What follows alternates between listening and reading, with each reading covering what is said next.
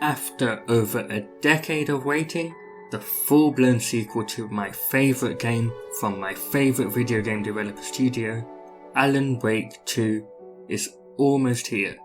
With all the excitement that brings, I thought that now would be a great time to revisit the original game and the remaster in a series bringing together some of what we've seen over the years. There's a lot within this world, especially now that it forms part of the Remedy connected universe, so this won't be absolutely everything. I encourage any player of these games to dive down the wellspring of connections and theories. I know I've spent endless hours doing that. Of course, this will contain spoilers across the franchise, so please, don't continue watching if you have yet to play this gem of a game, or indeed, investigate particular documents in Control and its AWE expansion. I'll wait.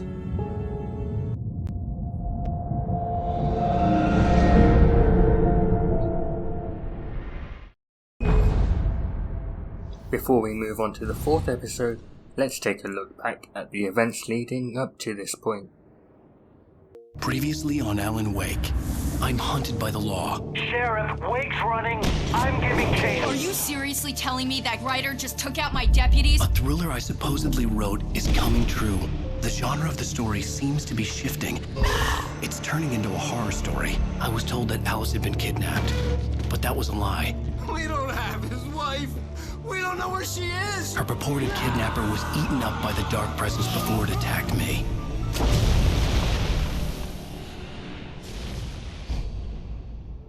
Hartman followed the fall of Alan Wake with his binoculars.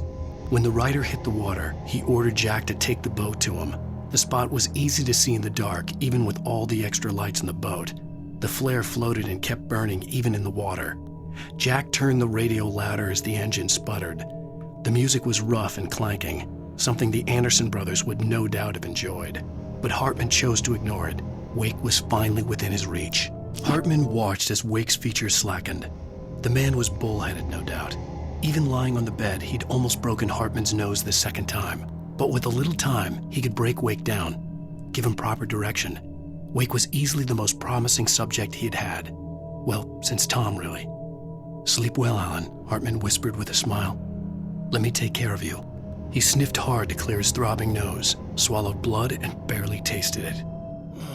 Alan, shh, baby. It was just a nightmare. Alice. There you go, Alan. Hartman, I fell. I had to give you a sedative. Don't fight it. You went through another rough period. What? Right now, it's very important that you stay calm. We don't want you to have another episode. You're a patient at my clinic. Have been for a while now. The shock of your wife's death triggered a mental illness. No, you're lying. You're suffering from various symptoms of undifferentiated schizophrenia. Bastard. It's okay, Alan. Just let go.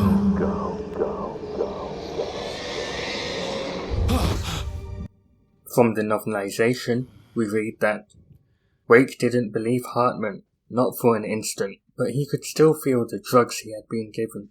Some cocktail of tranquilizers and antidepressants that left him passive and vulnerable to suggestion.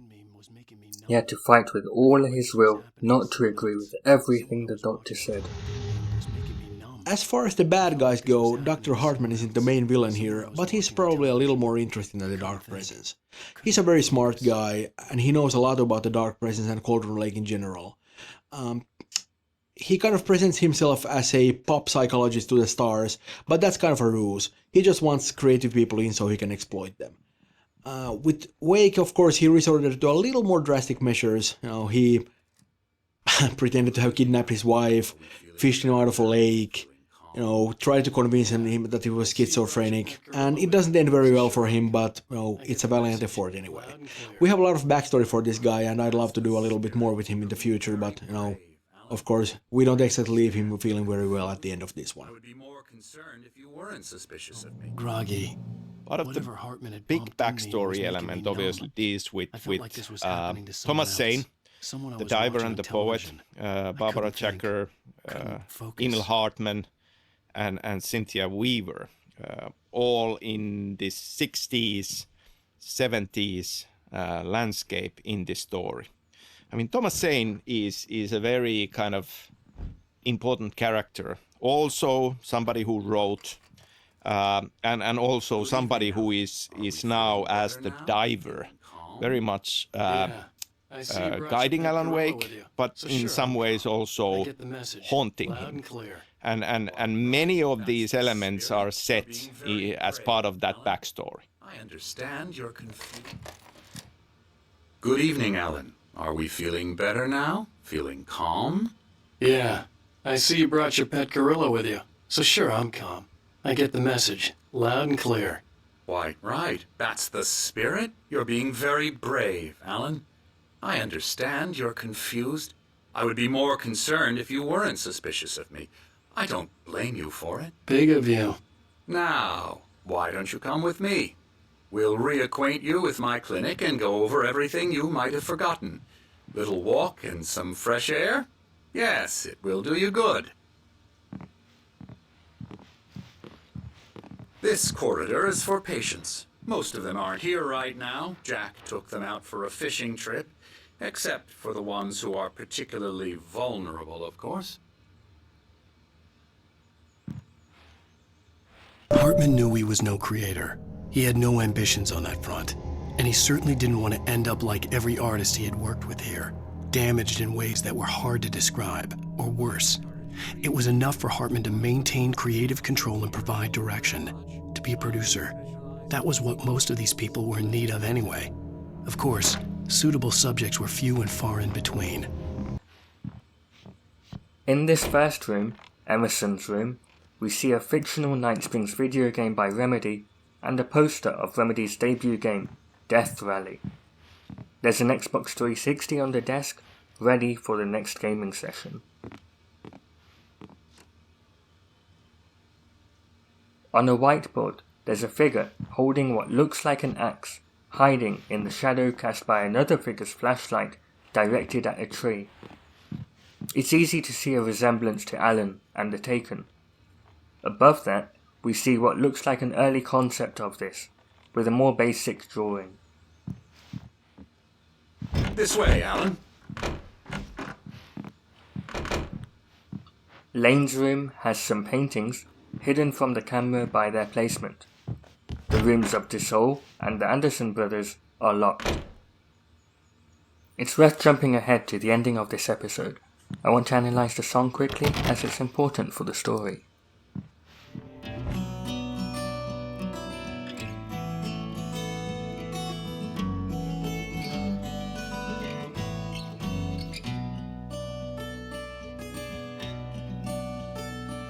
There's an old town road with mystery of Tom the poet and his muse, and a magic lake which gave a life to the words the poet used.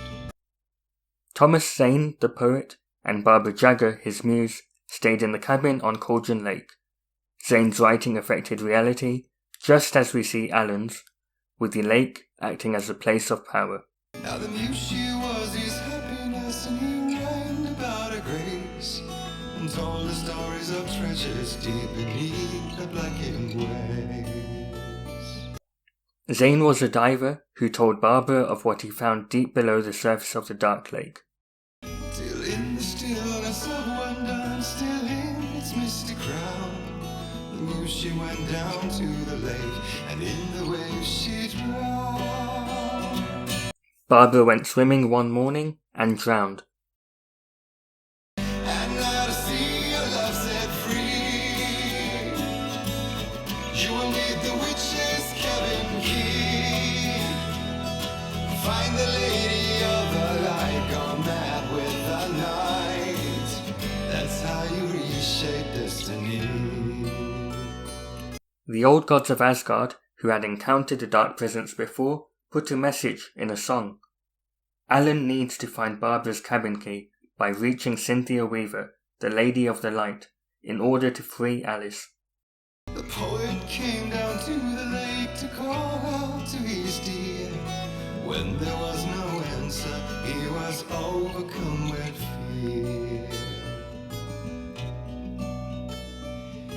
searched in vain for his treasure lost, and too soon the night would fall, and only his own echo would wail back as his call.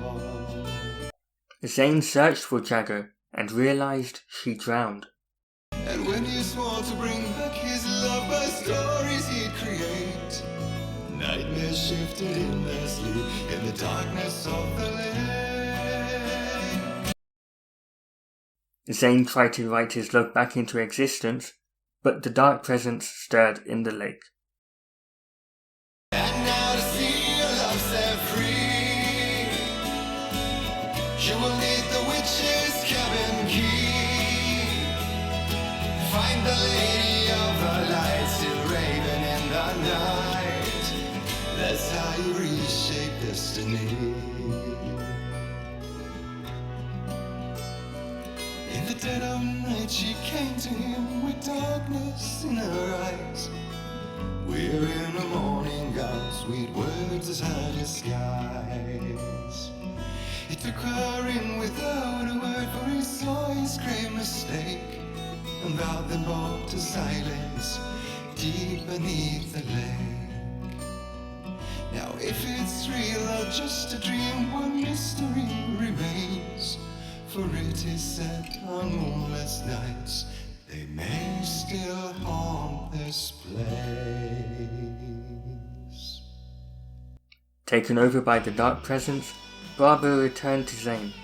He realized this and went for his final dive, taking the dark presence with him. Thomas Zane knew he had to remove all that had made this horror possible, including himself. That was the only way to banish the dark presence he had unleashed and now looked at him through the eyes of his dead love. But he also knew that despite his best efforts, it might someday return. So even as he wrote himself and his work out of existence, he added a loophole as insurance, an exception to the rule. Anything of his stored in a shoebox would remain. This House of Dreams is a website detailing the story of a woman called Samantha as she rebuilds an old house in Ordinary, which is also where Jessie of Control witnessed her altered world event as a child. In the attic, she finds a shoebox with typewritten poems. Among them, we see Zane's poem from the start of the game. My mother told me to no avail, if you play with shadows, you grow sickly and pale, and forget all the wonders the sun can unveil. Beyond the shadow you settle for, there's a miracle, illuminated. We can also see a note from E, who I would think is Emil Hartman, Zane's assistant. We also have the rest of the poem in the next photo taken by Samantha. For he did not know that beyond the lake he called home lies a deeper, darker ocean green, where waves are both wilder and more serene. To its ports I've been. To its ports I've been. She also details dreams she has in this blog, and that's where things start to take a turn. In the dream, I was visiting the previous owner of my house at the nursing home. Only in the dream, the owner wasn't a sweet old lady, he was a man, and he wasn't old. He was a young man with a dark hair, very good looking in fact. I remember that he was wearing a funny jacket with old-fashioned elbow patches. I was there to find out about the shoebox, but he was very agitated and didn't listen to me. The place was brightly lit. It was sunny outside, but he was still very anxious and wanted me to turn all the lights on. He kept going on about the place being too dark. I remember being certain that all the lights were on already, but that didn't calm him down. In the end, he was screaming for me to turn the lights on. I was also starting to freak out, starting to think that something horrible was coming to take us away, and that's when I woke up. I was really thirsty. I got up from bed and went to get a glass of water.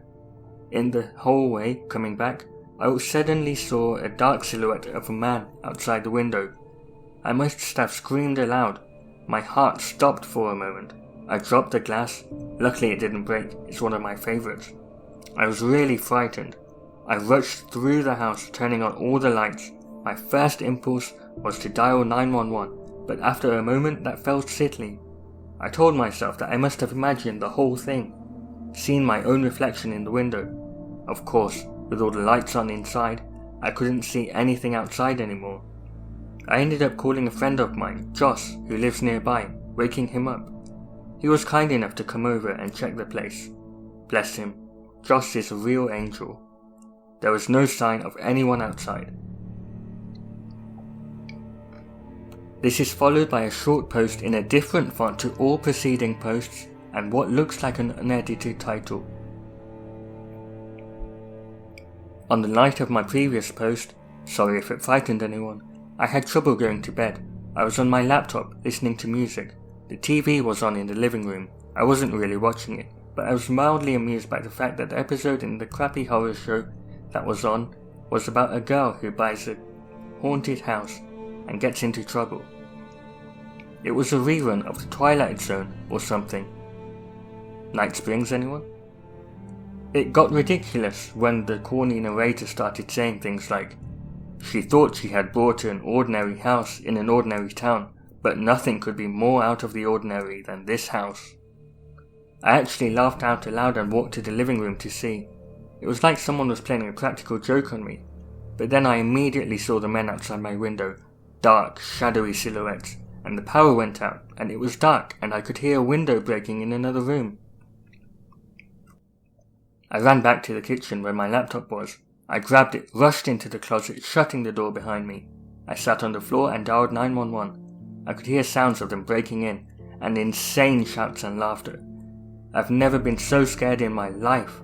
I could hear them getting closer. I stopped talking to the phone so they wouldn't hear me. I wrote the blog post. I don't know what I was thinking. Then they were behind the door, and I got up, trying to keep it closed. It flew open violently, and I fell and hit my head.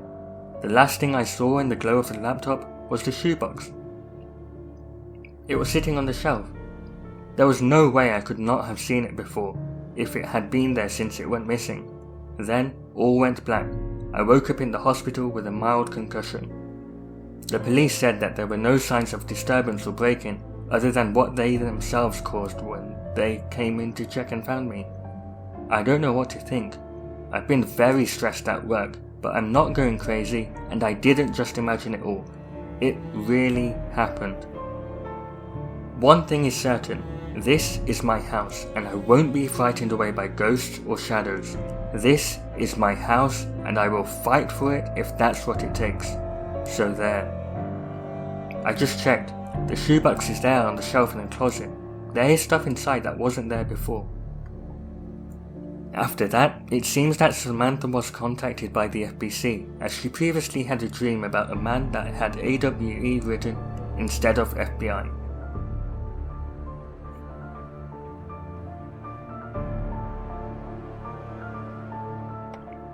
Soon after my last update, someone contacted me.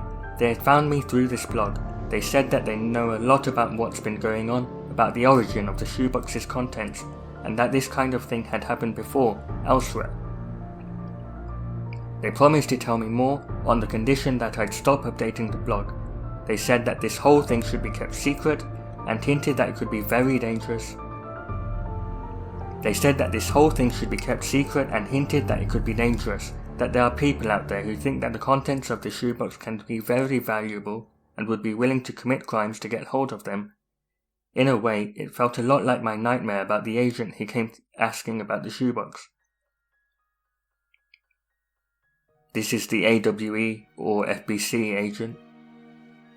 Of course, this was totally different in many ways, but still, it reminded me of that, like the dream had come true somehow. Then there's a post with what looks like an item that would be linked in some way to Alan's clicker that we see later in the game. When you flick it, there's a solid, satisfying click. When I flicked it the first time after finding it, all the lights in the house went out. I swear I'm not making this up. It turned out to be the whole neighborhood actually, and the real reason for the power out turned to be the thunderstorm rumbling above. But talk about a coincidence of a lifetime. I flicked the switch many times after that and nothing strange has happened. In the shoebox, a new poem reads, "Inside the shoebox we killed for, there is," and then scratched out we see important items for Alan. A coffee thermos, a box of ammo, 2 pages of poems, countless words with a bracketed L signifying both countless words and countless worlds. We see more insight into Emil Hartman in the note at the bottom. E can't see it. His view is too narrow, limited. It's not a lake, it's an ocean. Darkness before the act of creation, before the Big Bang, darkness upon the face of the deep, upon the face of the waters, before light, before the primeval atom, before the word, before the poem. There's emphasis on the poem. I can be a creator, the creator. It has happened before and it will happen again, and then crossed out many times. A following page is quite interesting when we consider the sequel. Campbell's monomyth is better known as the hero's journey, which follows a 3-act structure. Departure, the first act, is the name of Ellen's first manuscript, the manuscript of this first game. This is followed by initiation, and finally return. We see Alan try to escape the dark place at the end of the game, but he crucially skips initiation and starts writing return. This may have been a mistake, as we now see 2 manuscripts in Alan Wake 2, initiation and return. Perhaps there is no return without initiation. This page is also striking, as the author specifically is scratched out, something we see happen in the Gamescom trailer. The blog ends with a final dream that takes us back to the poet and the muse. I had another strange dream, very different from the previous ones. This was not a nightmare, quite the contrary. The diver from the photos appeared to me. He looked nothing like in the photos, but it was the same man. He was the poet, who had written the poems as well. In the dream, he floated in the air above me in the bedroom, as if we were underwater. He was wearing a strange heavy diving suit, almost like a spacesuit, and he was shining with a bright light. He told me things that in the dream made perfect sense, but now, not so much. I've made a habit of keeping a notebook and a pen by my nightstand, so that I can write down my dreams as soon as I wake up, but even then, I feel that I missed or misunderstood a lot of what he told me, already beginning to forget it while I was writing it down. Also, when I read through my own notes now, some of them make no sense, but afterward, and still now, I feel shaken by the powerful emotion I felt in the dream. I'll try to explain the dream as well as I can. The diver told me that a dark presence had taken over his girlfriend, the woman in the photos. He'd tried everything he could think of to banish it from her, but everything had failed. In the end, he finally understood what he had to do, finally understood the true nature of the dark place that was hidden under the waves of the lake where they lived. The lake was an opening to a dark place that was much bigger than the lake itself, in fact, much bigger than the whole universe we live in. He wrote one last poem, his masterpiece, a secret poem, a hidden poem, a poem that's not among the poems I found in the shoebox. And he took his girlfriend for one last dive. Together, they sank down into the depths, far deeper than he had ever dived before. In the dream, I was there, diving with them, and from the depths, something, or some things, surged up to meet them. Things of darkness, but bright things of light as well. The diver explained that these things, or these presences, were forever fighting a war between the forces of light and darkness. A dark presence had taken over his girlfriend, and a bright presence now came to take over him. And he surrendered his body to it, but at the same time, the essence of who he was kept diving deeper, ever deeper, holding the essence of his girlfriend, their spirits, their souls. The diver, or what was left of him, his true self, spoke the words of his secret poem. The poem described a new world, an island in this sea of darkness, a safe haven, a paradise, a baby universe.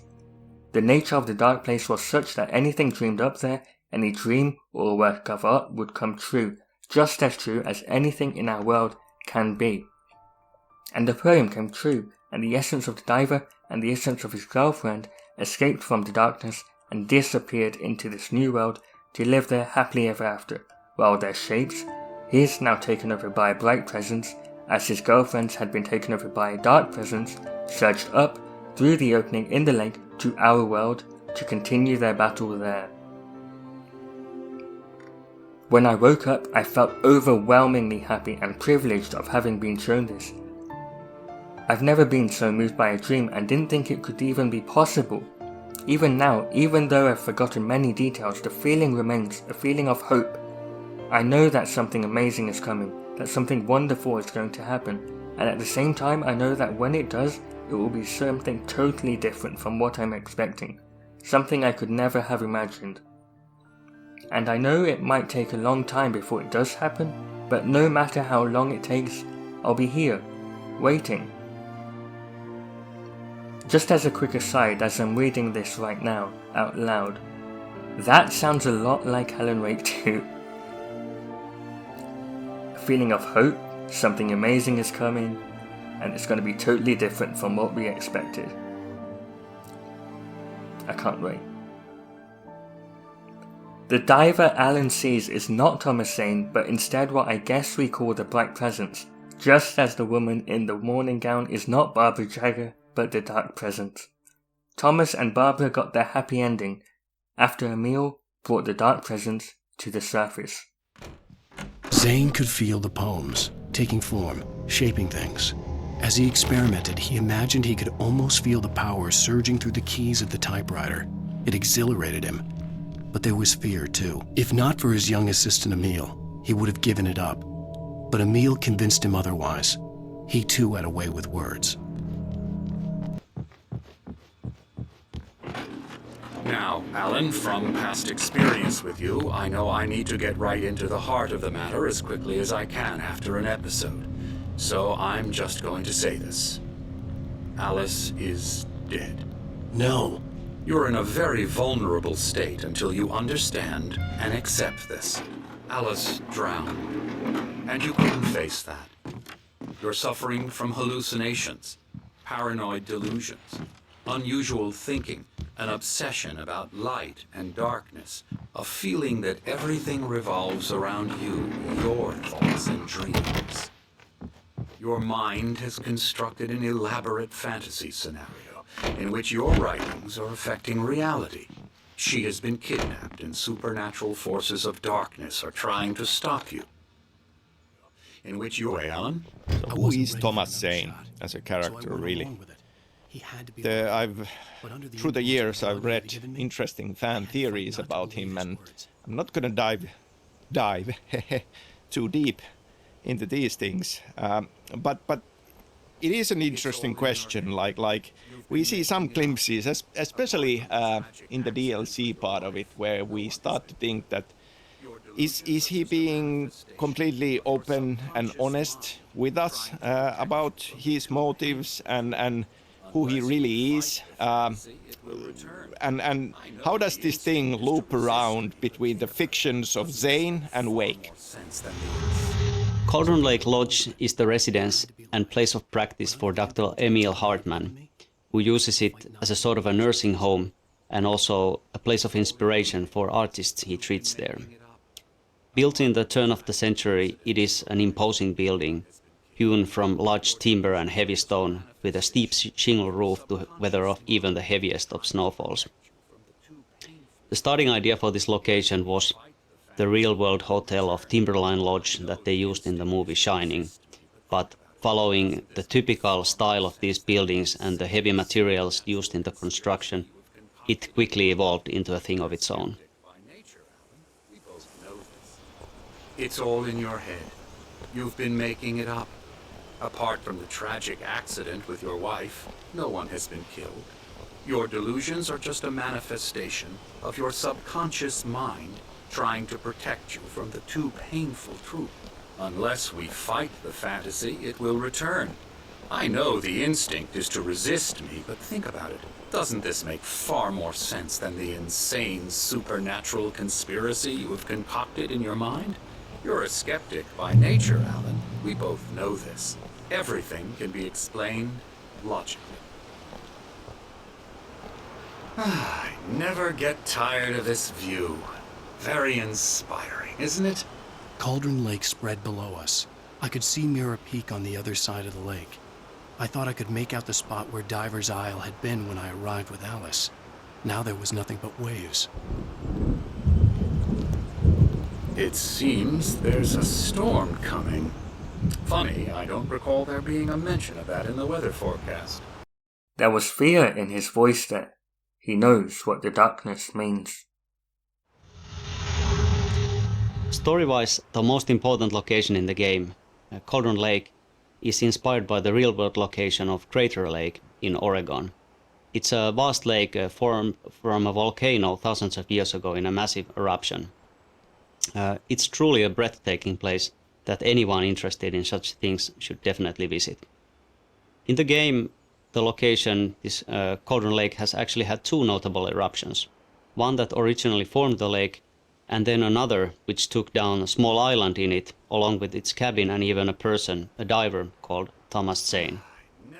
The place is said to hold an ancient power, and it's not without reason, as you will find out playing the game. I could see Mirror Peak on the other side.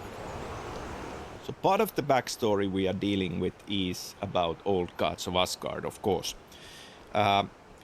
They, in a way, belong into the same continuation as Thomas Zane. I mean, we are talking about artists who, in a way, have come into contact with these dark forces and ended up affecting reality in one way or the other. Old gods of Asgard, of course, through their music. And music is a big part of story and storytelling of Alan Wake. Make out the spot where Diver's Isle. Alan, what I'm telling you is good news. Right now we're in control. Every time you have a relapse, it gets more and more difficult to resurface from the dark depths of your imagination. Not surprising, considering your profession. Imagination is what you work with. In Tenebris Cadere translates from Latin to fall into darkness. After all your nightmares, this should come as an immense relief to you. If it doesn't, why is that? Because I'm lying? Or because you don't want to admit that you're not well? It's very natural for you to think of me as your enemy. It's part of the illness. I let him talk. After all, Hartman obviously loved his own voice. His words echoed madly inside my head. But I can't I dug my do it nails for into the myself. palms of my hands to stay You need focused. to work with me. Once you accept that, we can begin the journey towards your recovery. Here's the entrance to the office wing. That's for staff only. You were impressed by my trophies when you first arrived here. I do love to hunt. The great outdoors, man versus nature. It's wonderful stuff. Pretty damn wonderful, yeah. That's Emerson. We're actually making some progress with him, I'm happy to say. He works on video games. It's trash, of course, but it does involve some small creative effort, which makes him receptive to my therapeutic methods. No kidding.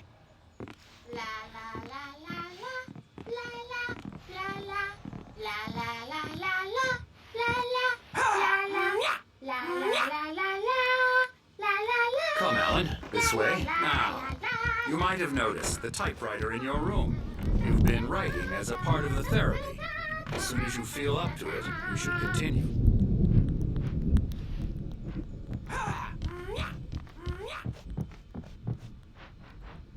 Emil Hartman knows about the dangers of the lake as Zane's assistant, but he continues to channel the creative efforts of artists in his lodge as part of treatments he writes about in his best-selling books. Oh, hello. I've painted you. Okay. I was just struck by inspiration a couple of days ago.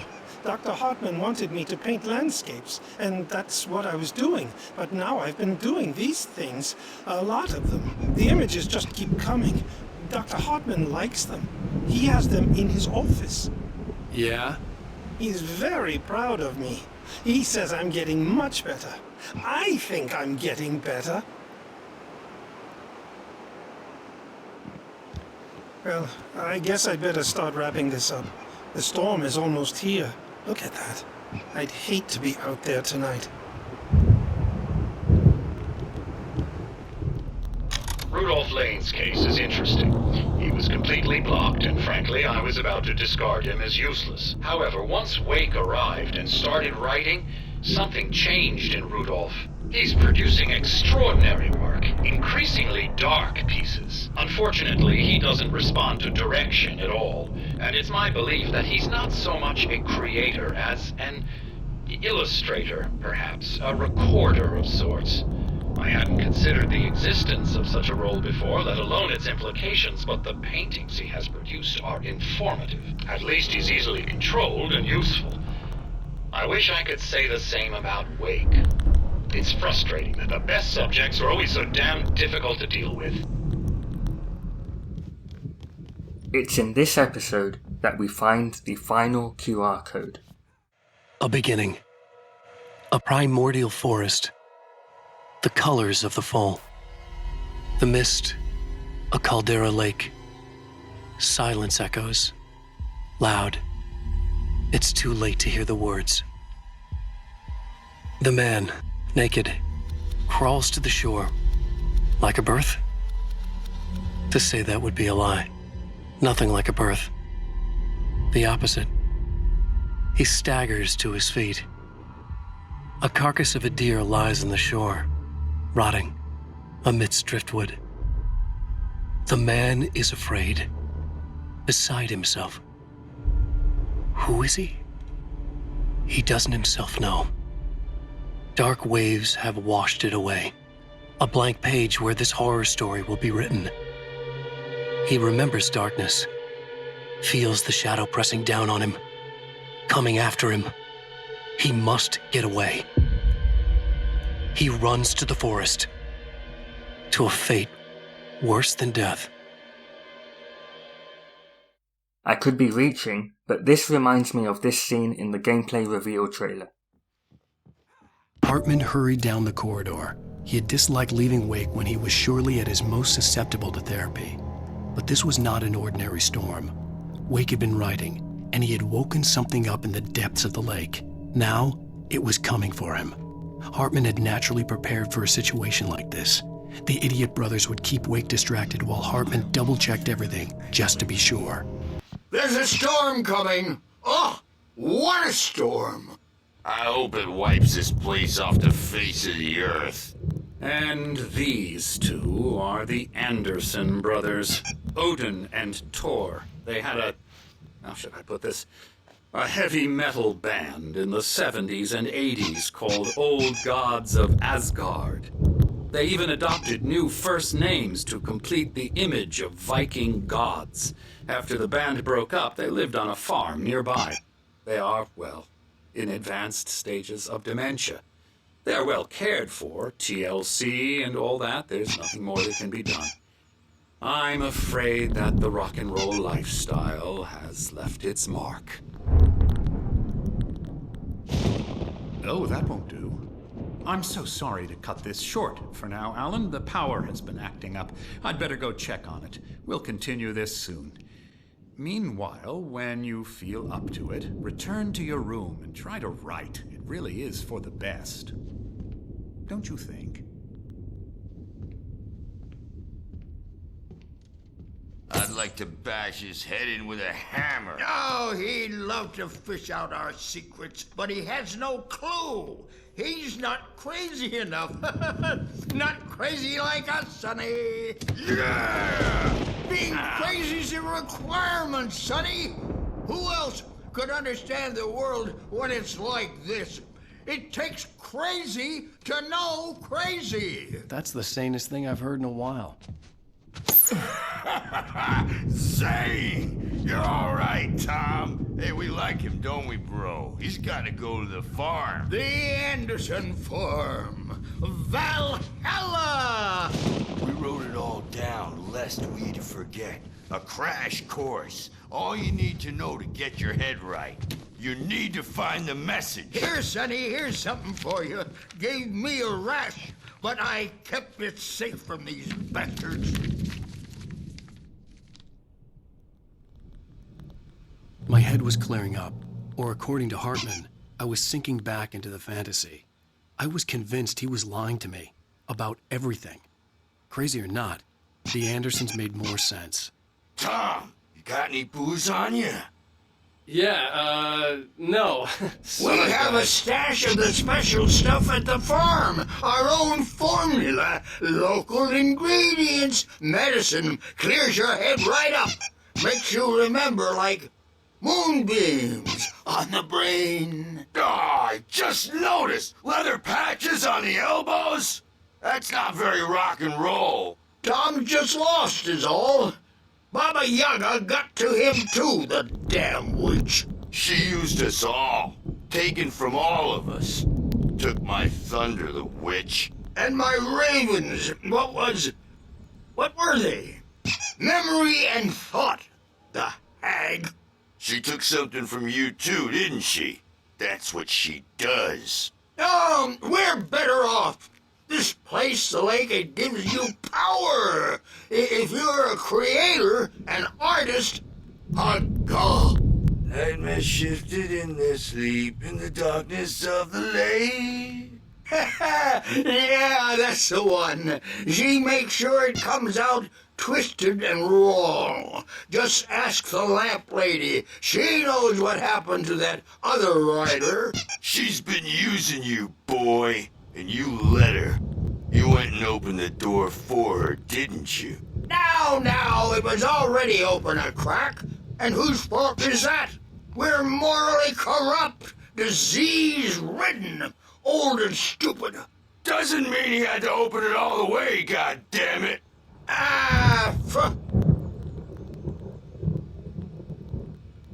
So tired. Built the farm close to the lake. A place of power. We had parties there, man. You should go there and have a party. That Bob Balder threw the amp through the window.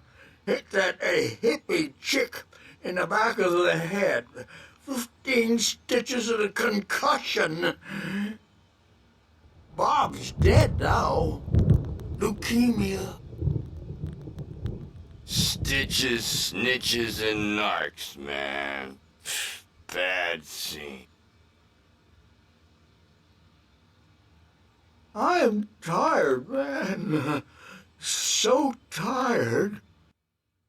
Thor and Odin Anderson, old gods of Asgard. I still don't quite know what to make of them. I know they used to be rock stars who modeled their stage personas after Norse gods. I know they're old. I know that in their day they fought the darkness as I do. I know they're demented and insane, ravaged by age and self-abuse.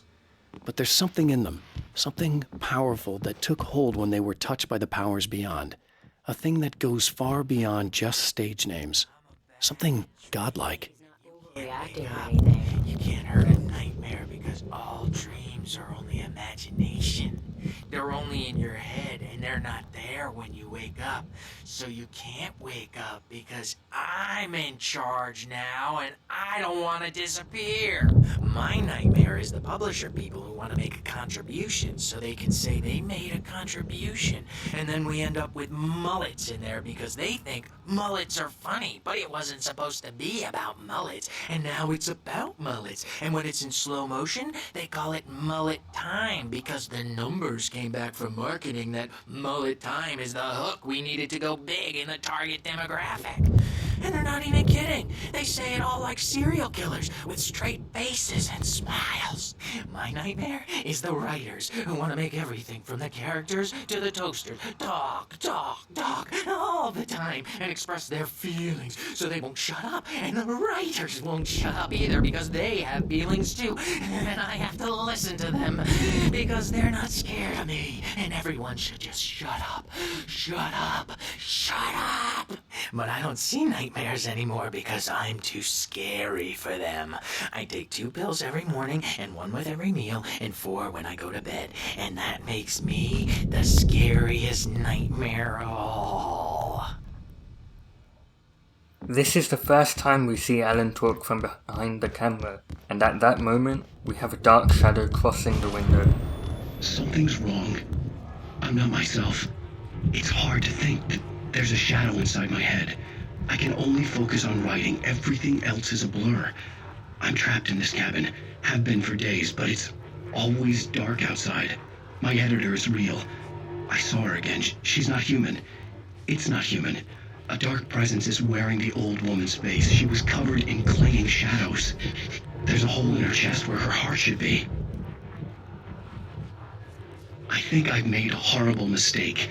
I don't think I'm any closer to saving Alice. It's been lying to me, using me to get the story it wants, and the story will come true.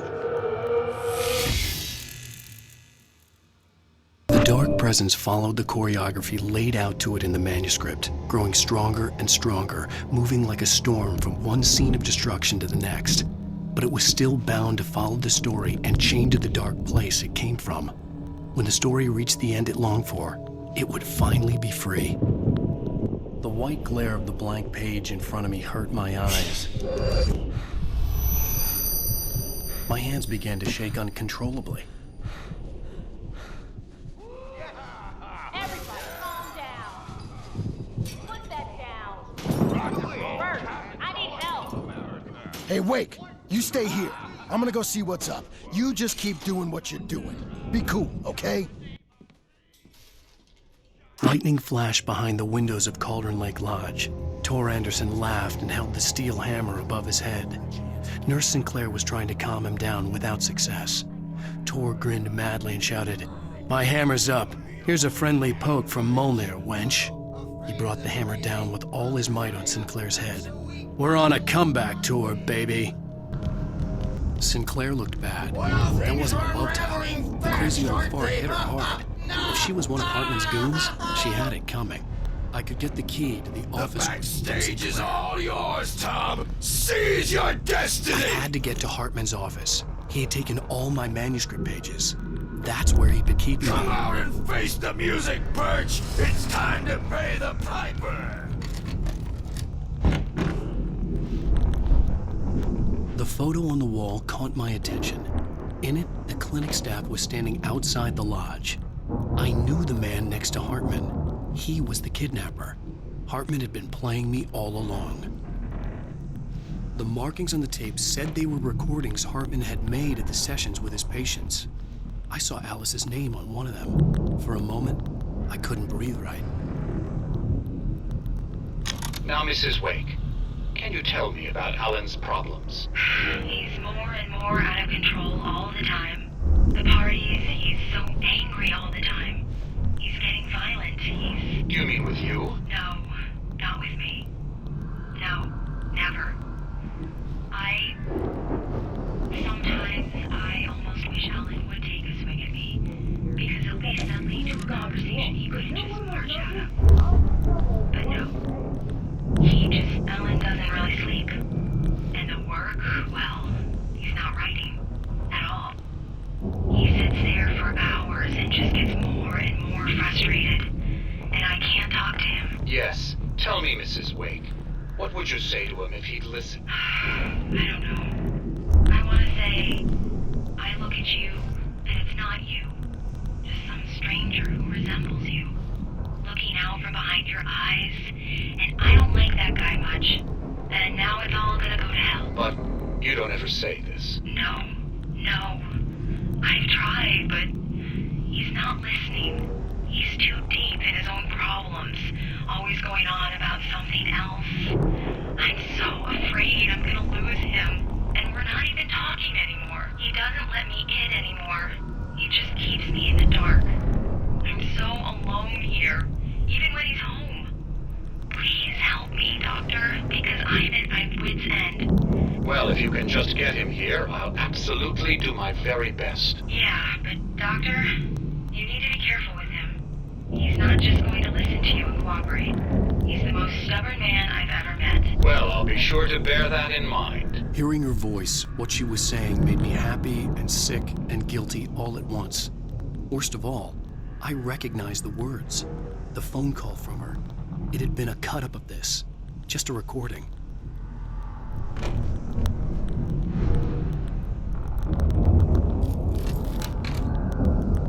Barry? Ow! About time! Barry! Man, am I glad to see you.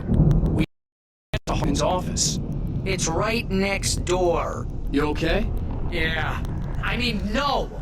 The cops found me at Rose's trailer, but they didn't hassle me too much.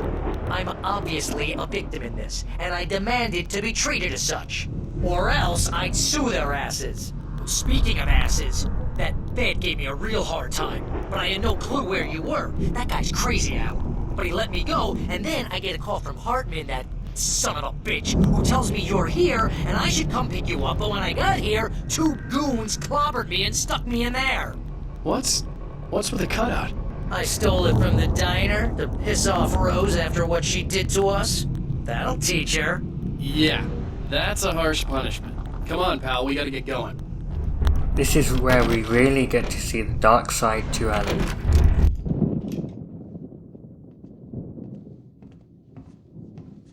These were all the pages I had on me. And more.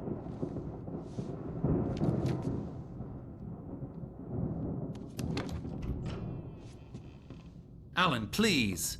You're sliding back into the... Tell me one more lie and I'll shoot you in the face. Ah, well, it was worth a shot. Really, Wake, come on. Let's work together on this. You have no idea... Hartman, shut up! Barry, get out of here. I'll catch up with you. Get a car. Oh, Al, let's just... Go! Wake, listen to me. This is a mistake. Don't you see? Together we can create something absolutely wonderful. With your ability and mine. I slammed the door shut right in his smug face. He pleaded for me to open the door. True to form, the asshole actually thought I would obey. I had no sympathy left, no guilt either, not for him. I took a moment to savor the scream. I bet I had a smile on my face. The Haunted House sequence went through a lot of iterations during development. We had as extreme routes as Alan Wake actually going behind and below the lodge on the mountain cliffs and fighting against possessed patients.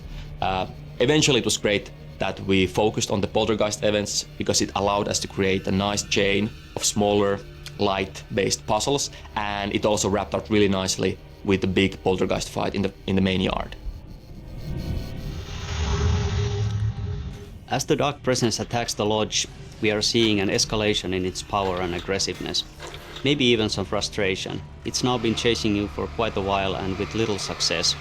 And now that you are on its home court, so to speak, it's literally throwing stuff at you left and right. It's a good thing that the lodge is built to handle heavy storms, or otherwise it might come crashing down on you with all the furniture that's flying around. This scene is kinda like an action puzzle where you have to react to fast-changing conditions and find your way out of the building before it's too late. Fans of Max Payne 1 might have a fleeting sense of familiarity here. The storm raged on as the Anderson brothers walked unsteadily away from the clinic with the other patients in tow, knowing that this time they wouldn't return. The darkness around them seethed with horrors, but Tor and Odin were unafraid. Their eyes glinted with guile. They knew every secret path, and there was blood on their hands.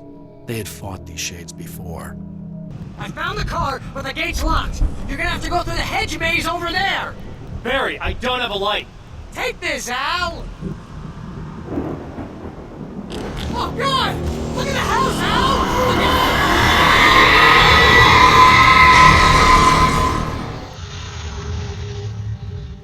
Originally, the hedge maze actually was a circular shape. It looked great from the aerial shots, and everything was pretty good as long as you actually didn't go in there. But playing a maze with all the corridors in various curves just didn't really work, and we then went with this more traditional setup. This is the last time we see Hartman in this game, but not in the Remedy Connected Universe. This has already become a giant video, but as we're building character profiles, let's keep diving in. My understanding of the darkness is fragmented, incomplete. This abyss, this void, It very much does not wish to be understood. If light symbolizes knowledge, then it stands to reason that darkness would equate to ignorance. By its very nature, it abhors comprehension. Of course, my own nature drives me to comprehend all. We are opposing forces, destined to collide. And given this conflict of natures, we know that the light of truth will burn away the darkness, both figuratively and literally. Any significant light source can be used as protection, even weaponry, against this metaphysical gloom. And then there are the artists. I know for a fact that Tom, Wake, the Anderson brothers, and Lane all had some involvement with the darkness. The question is whether their uncanny ability to affect reality through their art beckons the darkness, or did their work perhaps even create it? With Wake now secure in my lodge, I expect I shall grow closer to learning the answers to these questions. Assuming he cooperates, which is proving quite the challenge. Well, perseverance is the foundation of knowledge. Speaking of, I must be off on my rounds. Thank you for meeting with us again, Dr. Hartman. It's my pleasure, gentlemen. I hope the information I provided thus far has been of some small use. It's been invaluable, Doctor. Really, we have a much clearer picture of this event, thanks to your accounts. Well, I do consider myself a keen observer of... We did have one question, though. You mentioned in an earlier conversation that your patients displayed, and I'm paraphrasing here, unnatural abilities that you in fact encouraged during their time in your lodge. It'd be very helpful if you could fill us in on the details there. Of course. Like yourselves, I work to understand and even bend the rules of our earthly paradigm. My patient's well-being was paramount, of course, but I would hardly be a man of science if I did not reach out at the underlying truth. As I stated in my written proposal, I believe working alongside your organization could be greatly beneficial to both parties. Sharing notes, as they say. Thank you, Doctor. That's all we need to hear. Remy? Dr. Emil Hartman, you have been found in breach of Codes 4, 8, and 74 of the Federal Bureau of Control Criminal Offense System. What? You can't do this! I am a well-connected man. You're making a dire mistake, my friend. You will be detained until further notice, and all personal property will be confiscated, including the Cauldron Lake Lodge. That's preposterous. You can't just seize my property. I'm a United States citizen. I have rights. That lodge is my life's work. I'm offering you years of research. Get him out of here. You're making a mistake. You have to listen to me. You have to listen. Hartman's outburst lands him an additional count on obstructing the Bureau investigation.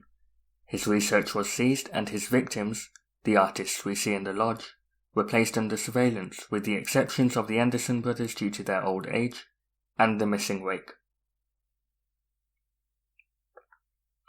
The FBC's investigation proved that Hartman had no accomplices to his abuse of patients, for which he showed no signs of stopping.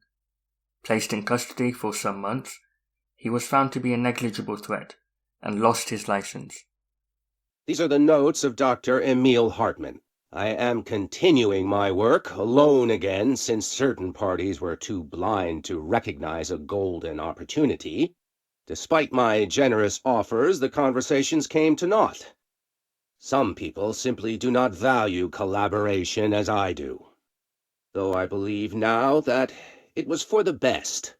The sort of bold, pioneering work that I am undertaking cannot thrive under the shackles of bureaucracy and regulation. I have a history of seeking such partnerships. There was a time when I had hoped Alan Wake and I could collaborate. Together we could have produced art such that the world has never seen. But Wake was stubborn, egotistical. Writers usually are. Disappointing nonetheless. But now, like Tom before him, Wake has disappeared into Cauldron Lake. And this is where my work turns hypothetical. Since he was lost to the lake, Thomas Zane has been observed by various townspeople. This indicates to me that the individuals within the lake are not entirely gone. I anticipate Wake will similarly return one day. While I may harbor some resentment for the man, his raw talent and determination are undeniable. From this, I have concluded that the lake and the dark place within it are not as removed from this world as I previously thought. Given my acute awareness of what awaits within, my meticulous preparations, and my considerable education, I believe myself much more prepared than either Tom or Wake. I should be able to cross into that dark realm with the chance to return as they have. All that remains is the dive itself. It frightens me, I admit, but such is the burden of the truth-seeker. I will take my plunge into the dark tomorrow, with only the light of knowledge to guide me. It is time for a breakthrough. Until I return. Dr. Emil Hartman was desperate. The Federal Bureau of Control had stolen his life's work. This was his last chance, his final experiment, what he'd been too scared to do before. Hartman dove into the lake, was taken, devoured by hungry darkness, became the thing that had been Hartman. Only an echo of him remained, fragmented impulses on autoplay, violent, bloodthirsty darkness in the driver's seat. Emerging from the lake, the thing was captured by the FBC, brought in, contained, studied. The thing broke loose, killed everyone it could. The FBC fell back and sealed the sector. The thing was alone in the dark, lurking, roaming, waiting. Then something else came. Not darkness, but similar enough. A sound. A resonance. It shouldn't be a surprise. If there's one, why not another? The darkness inside the thing could have been immune, could have resisted, fought, could have been passed by, passed through with no effect. But it didn't, and it wasn't. Maybe it had grown weaker over time, not aged. It was timeless, but weaker with no link to its source. A metamorphosis followed. The thing that had been Hartman went through another change. The resonance carves its way through the thing that had been Hartman, vibrating, remolding. The sound changes the darkness, and the darkness changes the sound. They both changed what remained of Hartman. They all turned into something else. A third thing. The sound made darker. The darkness made louder. Hartman was stretched as anyone when seen from out of time, like a worm through time. Almost an Ouroboros, a spiral, a maelstrom. The gravity well of a black hole, twisting inward, tightening, taking you deeper and deeper to the bottom, the heart, and through to the other side. The third thing said, when you hear this, you will know you're in new you. He said, we build you till nothing remains. He said, under the conceptual reality, behind this reality, you must want these waves to drag you away. He said, baby, baby, baby, yeah, orange peel. The third thing was a monster. He'd tear apart any ordinary person crossing his path. Now he crashed out of darkness toward Faden. There was nothing ordinary about Faden. The story needed many beginnings, many springs, streams that turned into a river, a flood, and then an ocean. This was one. Wake used the materials he had, the connections he had, the people, the places. Wake put them in to make it true. His wife, the psychiatrist, his city. These connections, like magnets, move things. Alice was a conduit. She'd been in the dark place. The thing that had been Hartman sensed her near, sensed Wake through her. Went berserk, broke loose. Wake made sure Alice was already gone by then. Safe. The more springs, the more the story became real, the more people believed. Cause and effect. It was extremely delicate and hard work. It had to go through the path of least resistance where success was most likely, where there was a connection already. Wake felt the pressure grow in his head, going mad. Wake had to escape. Right? His escape. He was already out. He wanted to make it true. Wake needed a hero. A hero needed a crisis. For the part in the story about the government agency, Wake needed something special, something to convey an alien force mimicking human intelligence, something that can't be translated. Translated. Wake channeled Burroughs and Bowie. He cut up sentences and words. Orange peel. You are home. Insane. He put them in a shoebox. He pulled out the words. Wake created a Dadaist poem. He'd try anything once. Or had he tried this before? An alert from the Bright Falls monitoring station indicated minor activity. Inside the Cauldron Lake Lodge, Agent Estevez found Dr. Hartman, but twisted into a violent, shaded individual, the third thing. It was contained in a cell that was transported to the investigation sector as part of the 2010 Bright Falls AWE investigation. A containment failure led to its escape on the day that Alice came in for an interview that I think I'll cover in a future episode. From one of the hotline calls, Alan just told us that the thing that had been Hartman sensed him through Alice, went berserk, and broke loose. The FBC is aware of the Taken, but calls them the Shadow instead. The Bureau is researching whether humans can be brought back after they observe that the Taken retain echoes of their personalities. Hartman was the first Taken to be examined alive by the Bureau. The FBC fired non-lethal rounds at it, and, of course, that did no damage.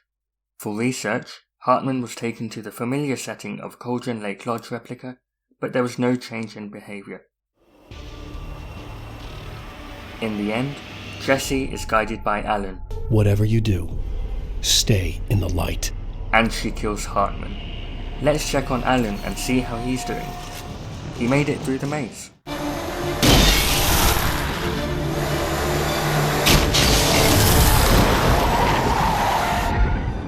Al, please tell me we're headed for the nearest "You're now leaving Bright Falls. Come back soon" sign. We're going to the Anderson farm. I knew you were gonna say something like that. You know what? You owe me big time for this. When this is through, if we make it, I don't care what anybody says, I'm done with darkness. You're gonna buy me a tanning bed as a gift, and I'm gonna live in it.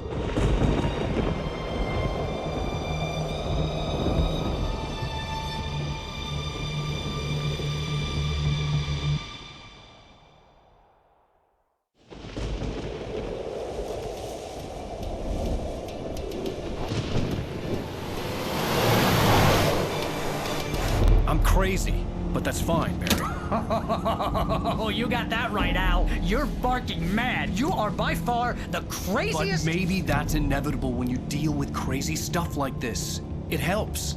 This is happening, Barry. Alice, they never had Alice. She's trapped in the darkness at the bottom of the lake, but she's not dead. Al, how can you know that? I know, Barry. I can... Al, No, listen. I can bring her back. I can find her. There's something special about this place. The lake, it does something to the works of art created here. It makes them come true. But there's a catch. The dark presence, whatever that thing is, twists it to its own ends. That's why all of this is happening. It's using my manuscript to take over everything. Al, I believe you. It happened to Thomas Zane before, it happened to the Andersons. I believe you. Crazy or not, you're not delusional. Weird shit's going down. That's a fact. I'm on board, man. I'm with you. The Andersons knew about it, but they were too far gone to tell me with all the drugs they were on. But they wrote it down. There's a message somewhere at their farm, Barry. We just need to find it. Look out!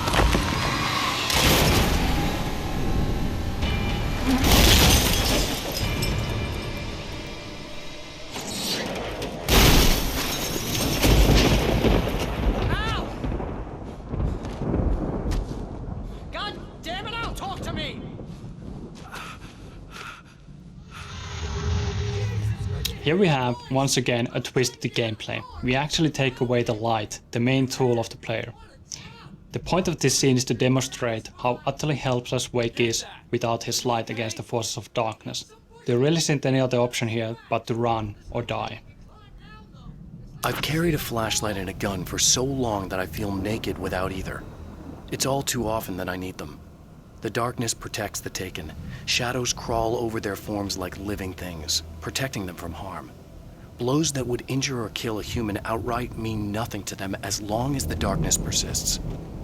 But light makes them vulnerable. Light burns the shadows away. The darkness that drives them is still in them, but now they're vulnerable. Flashlight and gun. Sometimes it feels they're all I have left. Yeah! Barry, are you all right? I'm good, Al. I'm great. Guess you never mess with anyone from New York City before, huh? This area is the Anderson farm. In the game we have these two goofy guys called the Anderson brothers. They used to live here, but with time they have gone a bit funny in the head, and now they spend most of their time at Hartman's clinic, although they do wander off all the time. Yeah, they were in a band called the Old Gods of Asgard, and they actually pretended to be Nordic gods. And that whole rock and roll lifestyle thing was just a little bit too much for them. And it probably didn't help that they actually made their moonshine with water from the Cauldron Lake. These guys are nuts. Yeah, but this is a really cool location. It used to be an ordinary farm, but as these guys led their rock and roll lifestyle, they made it into their own image, and they built this stage in the middle of the cornfield and even decorated the farmhouse with Viking imagery. They had some serious parties here. This whole Viking thing was like a lifestyle for them, and in the end they started to believe in their own characters. Unfortunately, it went a bit too far, and they woke up the Dark Presence with their music. Yeah, this all took place not long after Zane had managed to put the Dark Presence down in the first place, and the Dark Presence really messed with their heads. That's another reason why they're so crazy. And eventually they managed to put it back down, but unfortunately they didn't really do a very good job of it. And I guess that's good, because if they had, then we wouldn't be having a story here at all. That's true. These guys really aren't that good with details. They sort of let the Dark Presence hanging in limbo, kind of like waiting for somebody to come along and put it back into business. Cue Alan Wake. Oh yeah. Man, you're okay! Behind the music of Old Gods of Asgard lurks a Finnish band called the Poets of the Fall. And they are good friends of mine, and we obviously started collaborating with poets already with Max Payne 2. Great! Video game storytelling uses many different mediums, and music definitely is one. And at some point I started thinking about the idea that we would have a fictional band and we would custom create music that would be in-world, and with that we could have lyrics and themes that are part of the storytelling, and that's what Old Gods of Asgard is all about. We had multiple songs created by Poets of the Fall for the first game. We continued with that in Alan Wake's American Nightmare, and now in Control we have done it again with Take Control. Now I feel this is a wonderful direction, and I'm sure that in the future we will be looking into this as well. Other than that, licensing songs for Alan Wake was an important part of the episodic structure, finding fitting songs for end of episode moments, and I'm still very proud and very happy of the selection of songs that we have from David Bowie and Nick Cave and Poe, all greatly fitting into this experience. Barry, just wait for me, okay? Al, I'm not staying here. It's suicide. I'm going to the farm. I'm gonna go ahead and secure the area. You can catch up. Don't worry about it. I'm on the case. Now he's Rambo. This would turn into a disaster if I didn't catch up with Barry. It's 1976. Madness reigns at the Anderson farm. Contrary to all logic, the headiest ingredient of their moonshine is unfiltered water from Cauldron Lake. The Andersons feel like gods. Odin can't stop laughing. He contemplates cutting his eye out. Tor runs across the field, naked, shrieking, hammer in his hand, trying to catch lightning. Their songs have power. Something ancient is stirring in the depths, coming back. We find out more about the Old Gods from Control's investigation into the 1976 AWE. On a sunny day, the town gathered in the fields for the Deer Fest festivities. Seemingly out of nowhere, a thunderstorm appeared in the direction of the Anderson farm, and a tornado rose from the lake, turning into a flash flood. Sheriff Frank Breaker, Sarah's dad and former FBC agent, guided the town to safety as the festival grounds were destroyed by the flood, cancelling Deer Fest a day early. After evacuating the townsfolk, Freya Anderson, Tor's daughter, asked the sheriff to check on her family. After days spent drinking their special brew, Tor had been struck by lightning and Odin had cut out his right eye, in line with the Norse gods. Whether there's a connection between Freya Anderson and Saga Anderson remains to be seen. I could sense the movement in the woods ahead. Facing the enemy without a weapon was dangerous, but I had no choice. For decades, the darkness that wore Barbara Jagger's skin slept fitfully in the dark place that was its home and prison. It was hungry and in pain. It dreamed of its nights of glory when the poet's writing had called it from the depths and given it a brief, terrible taste of power and freedom. The rock stars had stirred it from the deep sleep the poet had sunk it back to in the end. When it sensed the writer on the ferry, it opened its eyes. I'm trying to deliver each page to the right time and place. I'm trying to show you how the story goes. I had seen glimpses of the light before. I had seen it in my dream. It was a strange spaceman or a diver in a bulky suit. He was the one who'd been placing the pages on my path.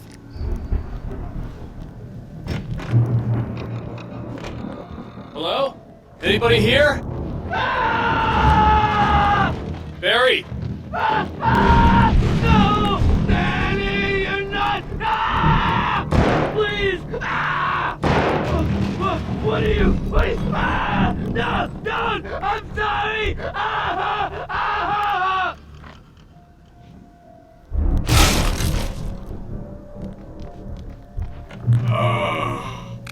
I know you. You were in jail the other day.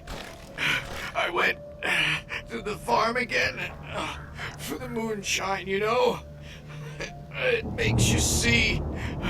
They're not gonna miss it. They're in the loony bin. But my buddy, Danny, I lost him. Something's gone wrong with him. It's not him. Like a real bad follow-up to a real good movie. The best friend's suddenly the bad guy who wrote this crap anyway.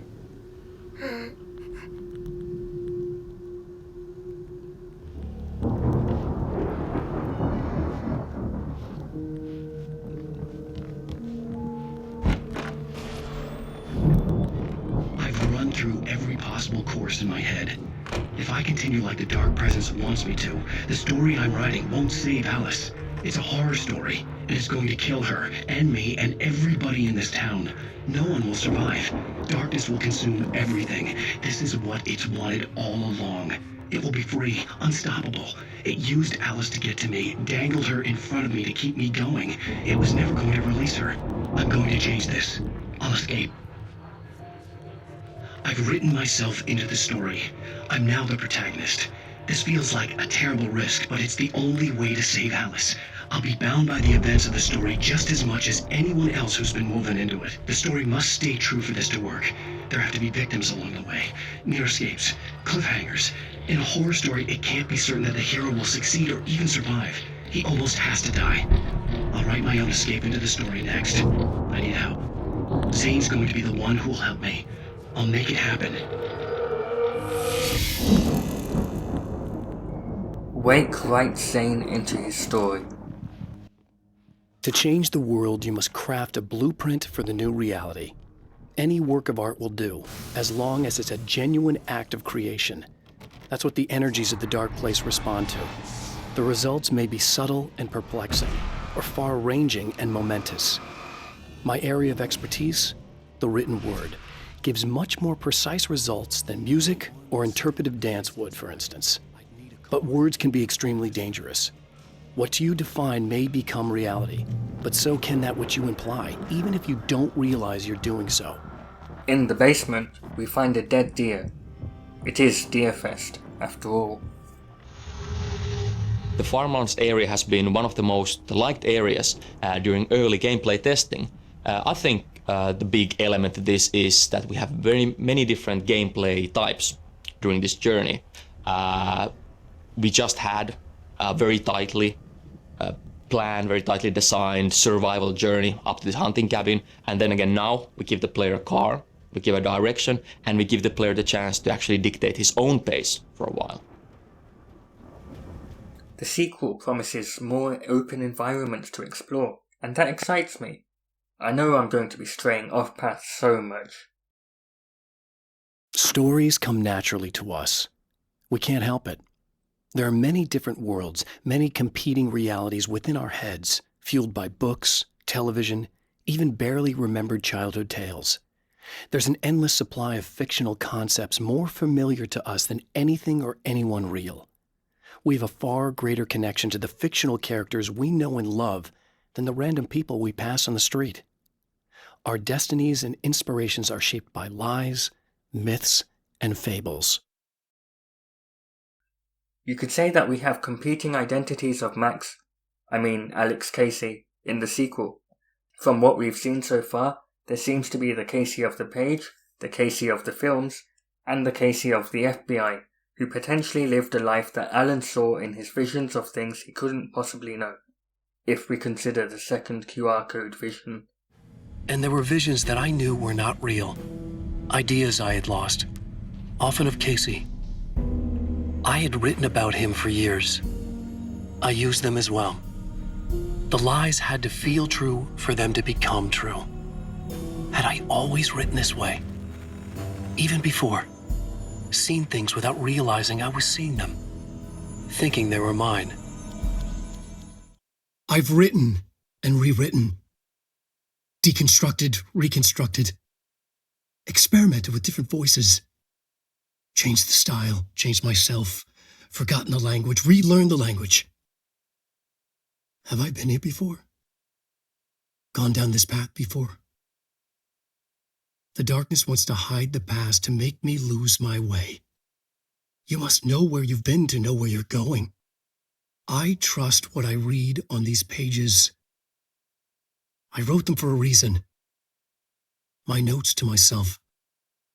The only way to make progress, recap, then write more. The style then, lose the fat, make it clear, ugly, functional. Present, be blunt. Only the brutal truth. Cut through the reality, tear it apart, rewrite it. Be clever, make them do the work, form the image in their minds. They make it, you just imply. Incept. They're drawn to the mystery, obsessed. You set it up, they put it together. Their interpretation, and there's only one because you give them no choice. And they believe in it. Because it's theirs now. Alan's understanding of writing rules comes together with his desperation to escape the dark place in this hotline call. He can't leave any ambiguity for interpretation, or the dark presence can twist it against him. It's been a long time, so he's experimented with different ways of writing, and the dark place has a way of messing with his mind. We'll be able to check in with him this Halloween weekend. I'd known the brothers used to be some kind of rock stars, but it hadn't really sunk in until I saw the stage.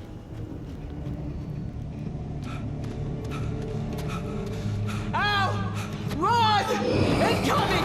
There's too many of them!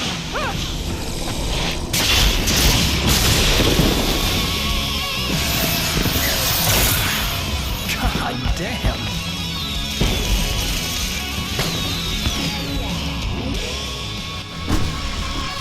I'm so glad you decided to go it alone, Mr. Johnson. Shut up and shoot! I stared at the Viking paraphernalia that littered the area, surrounding an unlikely centerpiece. A full-size stage complete with an impressive sound system with all the trimmings, including a dragon. It took a special kind of crazy to build something like this in a remote field. When the sky split open with a deafening boom and the music started blasting, it felt strangely appropriate. This is a fantastic section of the game, and I can't stop myself from singing along. Remedy has a rich history of music in their songs, especially with Poets of the Fall and Petrielanko. Petrielanko created the beautiful soundtrack for this game, Alan Wake's American Nightmare, Quantum Break, Control, and now Alan Wake 2. Poets of the Fall, known as the Old Gods of Asgard in the universe, made the poet and the muse for the credits of this episode, Children of the Elder God playing now, Balance Slays the Demon for American Nightmare, and are perhaps most well known for creating Take Control for Control's awesome Ashtray Maze. Ashtray Maze already pushed music, and I can't wait to see what's in store in the sequel. You might think that Quantum Break is missing, but here's an Easter egg from that game.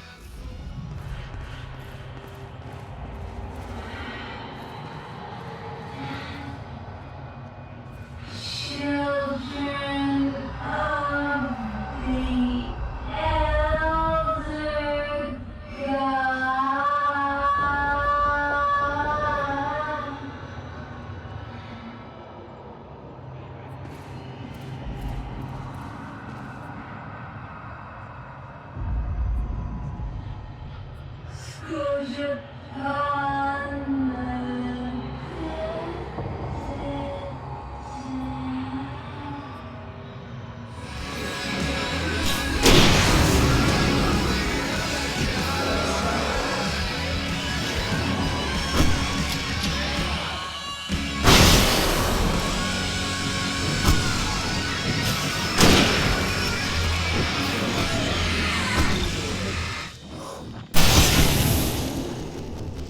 Remedy even had a slow jam history of music in their games. I'd really recommend checking that out. That was awesome! Rifle.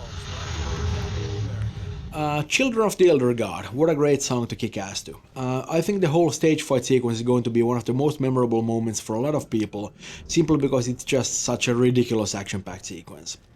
The music is actually by the band Poets of the Fall, who have a long history of collaboration with Remedy. We kind of wanted this to sound like 70s heavy rock, and I think they did a fantastic job of that, and from what I hear, they had a good time doing that too. They also did the other song that you hear a little bit later at the farmhouse, The Poet and the Muse, and that's of course a more of a ballad, but still a very nice song. The lyrics of both songs are actually based on poems by our lead writer Sam Lake. That was awesome! There are many dreamlike elements in Alan Wake. It is something that very much fascinates me in fiction that I like as well. And also what I really enjoy in stories is time travel, time loops. Now, as we progress with Alan Wake's story, we kind of have this mystical vision quest of him traveling back in time into that missing week when he was in Birdleg cabin writing the story of the manuscript. Hey, I think Alan Wake here has something to say. What's that, Al? Ooh, I'm Alan Wake. I'm always right about everything. And if I don't get my way, I'll sulk all day long. I'm always intense and moody. It makes me very attractive and mysterious.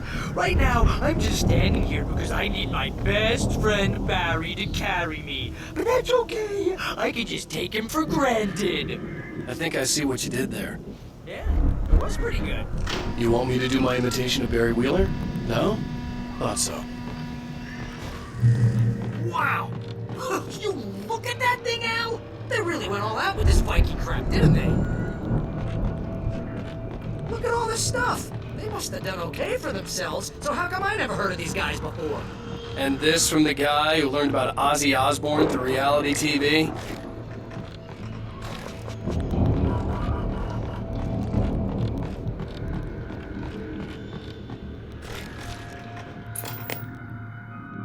Sleep.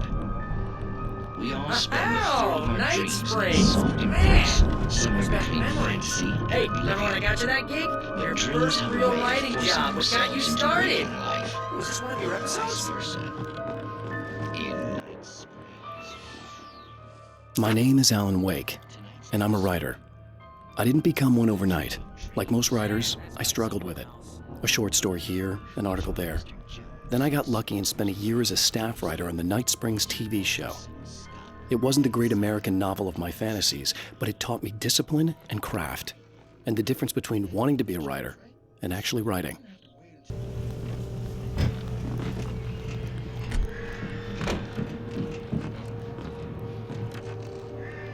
Wow!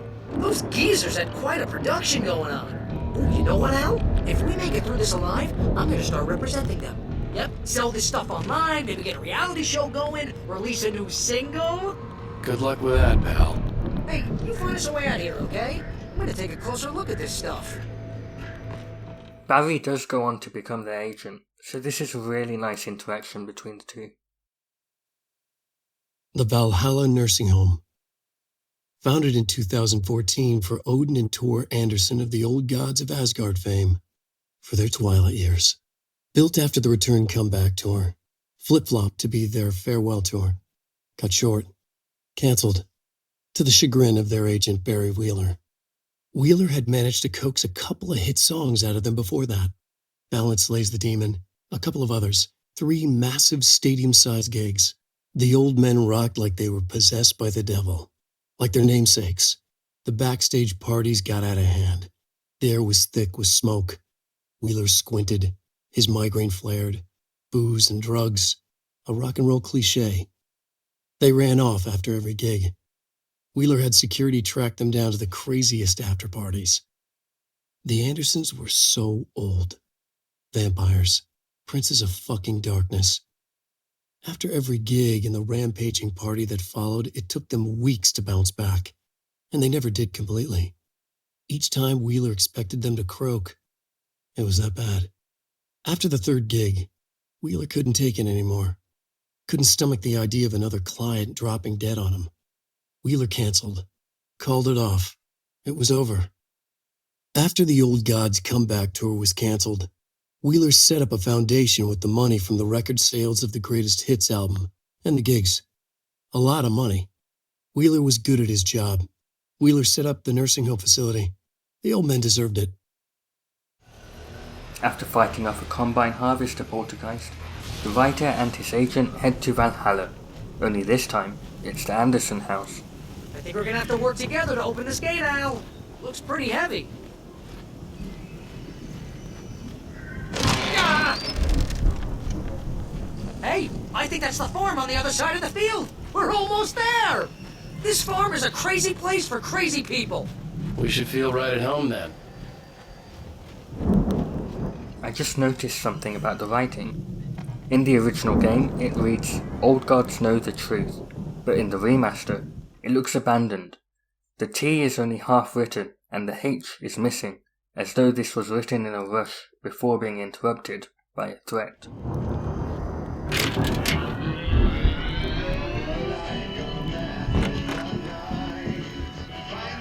Can you hear that, Al?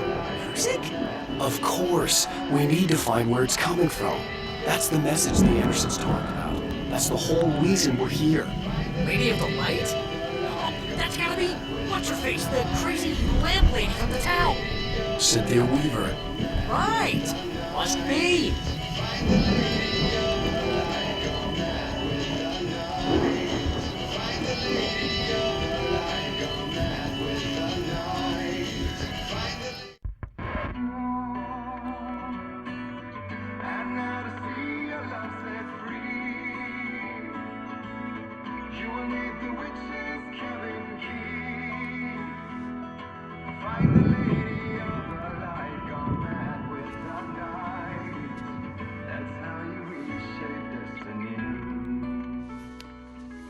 Okay. We need to find Cynthia Weaver. We'll stay here for the night and head back to town as soon as it gets light.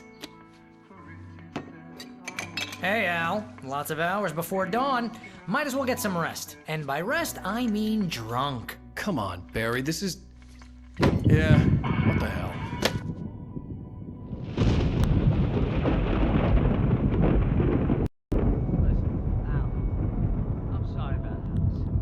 Seriously, because I know we don't get along, but we're gonna find her, right? And even though you're a crazy bastard, I'm gonna stick by you, no matter what, ever, Al. Sure, like a brother. I'm a writer, goddammit. Correct. If I just wanted to, I could write 10 books a year. And they'd be the best books that year. No, you couldn't. That's right, I couldn't. But I could, because I'm a writer. What? What do they put in this stuff? I feel like my brain is coming out of my nose. I'm gonna get the recipe off those coots and be a booze millionaire. I just miss her, Barry. I just want her here with me. I know, Al. I know. It's gonna be okay. We're gonna make it okay. Some of the Taken retained echoes of their former selves, but these were just the nerve twitches of a dead thing. Nothing remained but a shell covered and filled with darkness. In most cases, these puppets were enough for the purposes of the dark presence. But for anything more elaborate, as with the writer, it was different. It needed his mind. And so rather than taking him over completely, it merely touched him.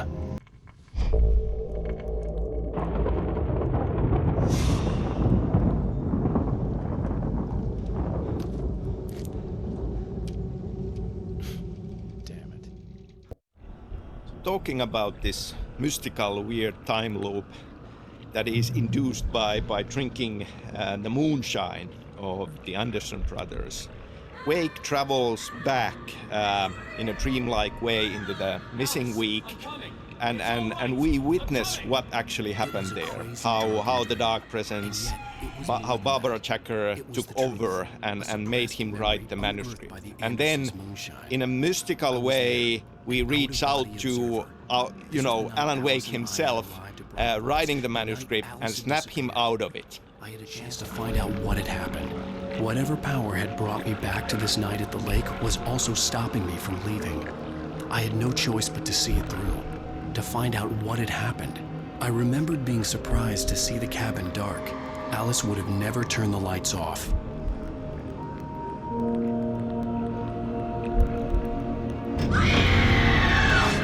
Alice? Alice!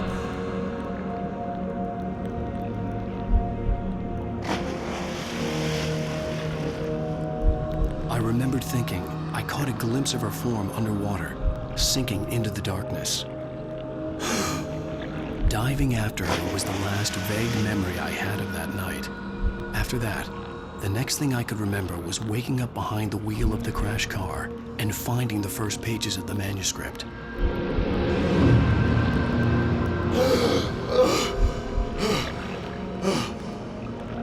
I couldn't find her in all that blackness. I must have thought she drowned.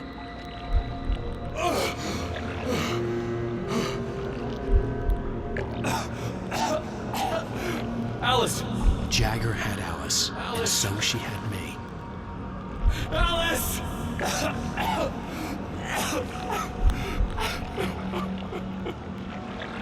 I'd been easy prey. Look at the cabin. Is there someone in the window? Alice? Maybe she didn't drown after all. Maybe she's inside. Alice! Yes. The dark presence had touched me. She had dug her nails into my brain and used me, made me her puppet.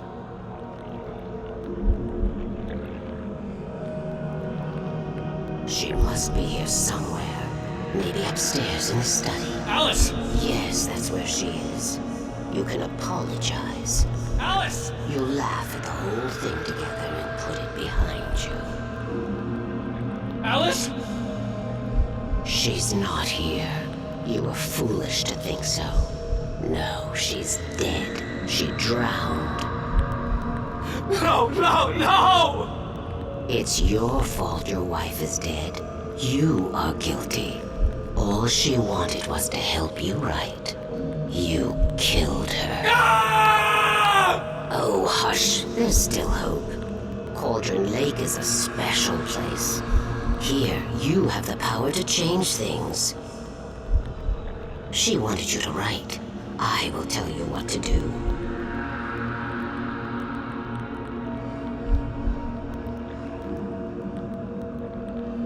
You can write her back. The story will come true, and all will be well again. She had Alice, and the manuscript was the ransom for her.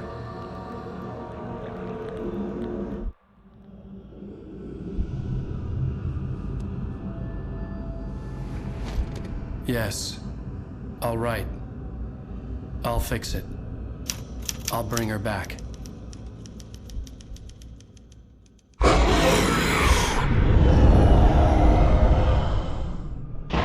No. I wrote it. I remembered it all now. In the dark, I'd written for days, a week, almost a complete manuscript of a novel entitled Departure. Jagger had been my editor, whispering in my ear, making sure that the unfolding story would make her more and more powerful.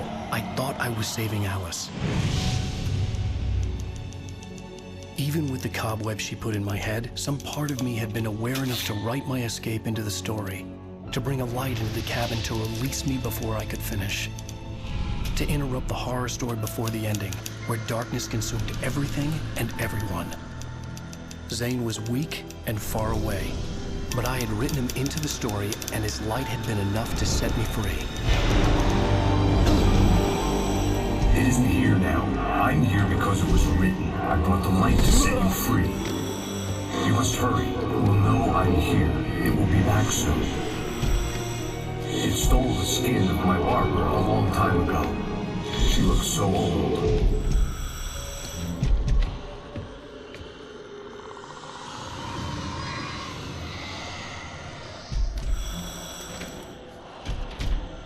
I had woken up, confused and groggy, my mind consumed by darkness and fear. All I could do was to escape.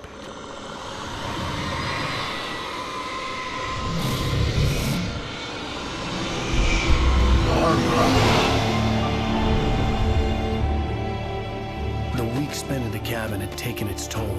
I was barely conscious and fading fast. It had to have cost Zane terribly, thrown him even deeper into whatever dark place he now haunted. But he had managed to weaken the dark presence, kept me safe that night.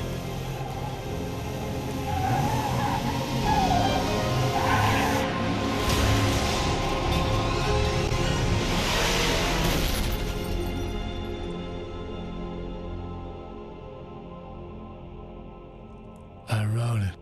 It's my fault. That's right, James Joyce. It's your fault, and you're gonna pay for it.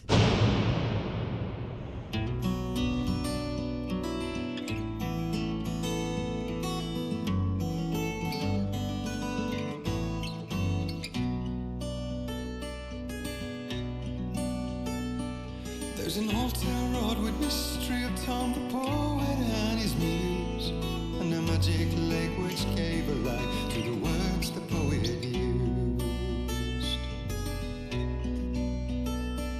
Now the muse she was his happiness, and he rhymed about her grace, and told the stories of treasures deep beneath the blackened waves. Till in the stillness of wonder, and still in its mystic crown, the muse she went down to the lake, and in the waves she drowned.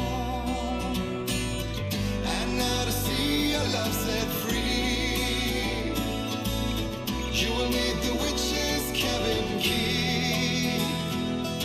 Find the lady of the light, gone mad with the night. That's how you reshape destiny. The poet came down to the lake to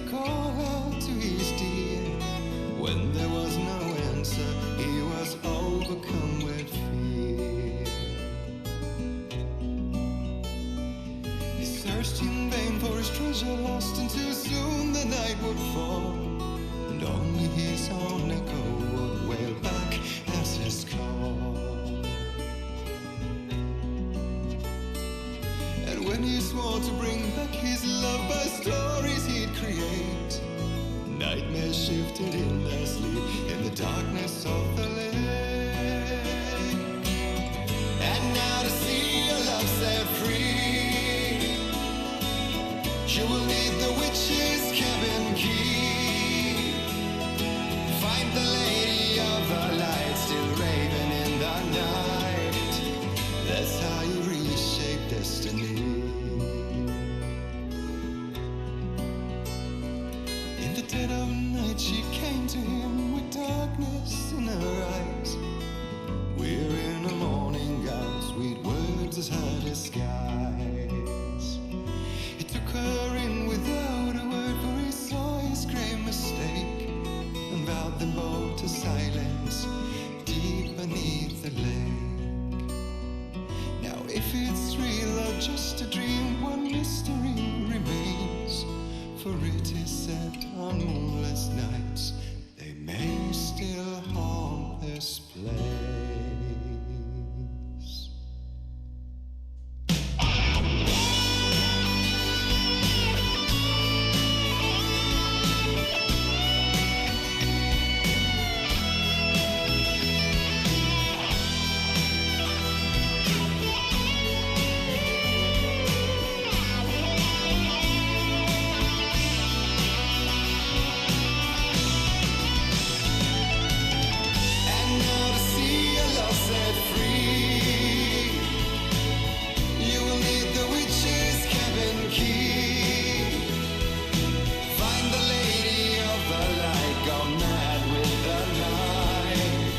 That's how you reshape destiny.